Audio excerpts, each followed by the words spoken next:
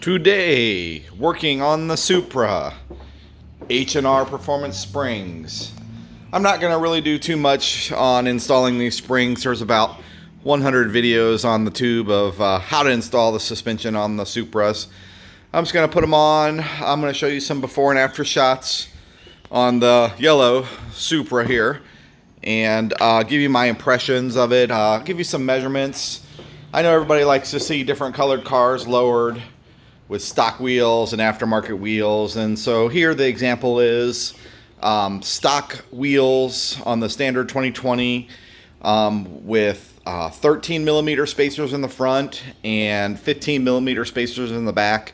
And I have a video previously of installing those, the before and after shots, if you do want to watch that. So it'd be just a lowered Supra on stock wheels and tires with the spacers, and you'll get to see how the wheel well gaps fill out. So I'm gonna get started on this, and I'll maybe throw in some pictures if I can figure out how to edit those in, of some measurements and stuff. So stay tuned to a little bit later on in the video here, and also hit that like button and that subscribe button. I'm really trying to hit that magic number still, 1,000 subscribers, so I appreciate everybody so far.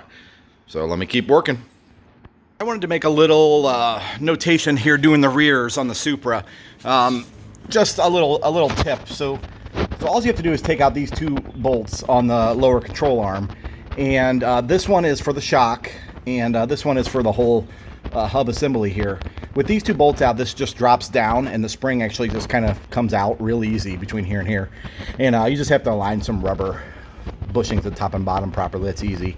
But getting this all the way through to the bolt through to the nut side, it's aligned. It kind of has like a canter to it, and I'm using the jack here to jack up this assembly, and then to push this whole assembly away from here to align the bolt on the other side.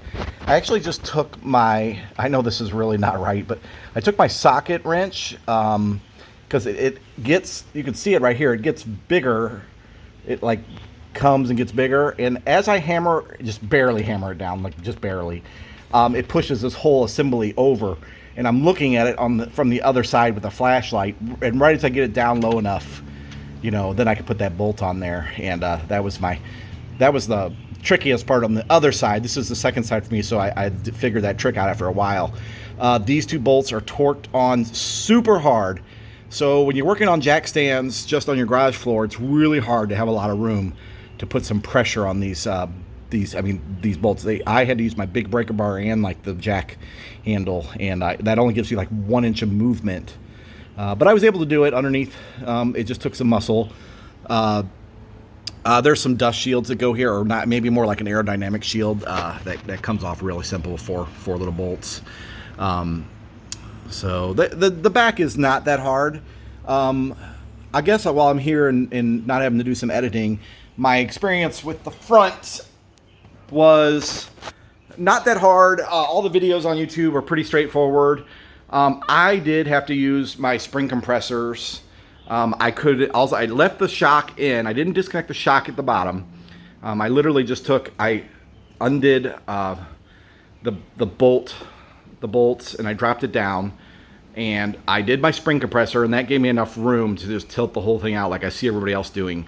But for some reason, people have been able to do it without using spring compressors, and maybe they're unbolting more stuff underneath, but for me it was literally just the top 4 bolts that hold it in, and then not disconnecting but loosening all those electrical connections and brake line hoses to give plenty of room and distance.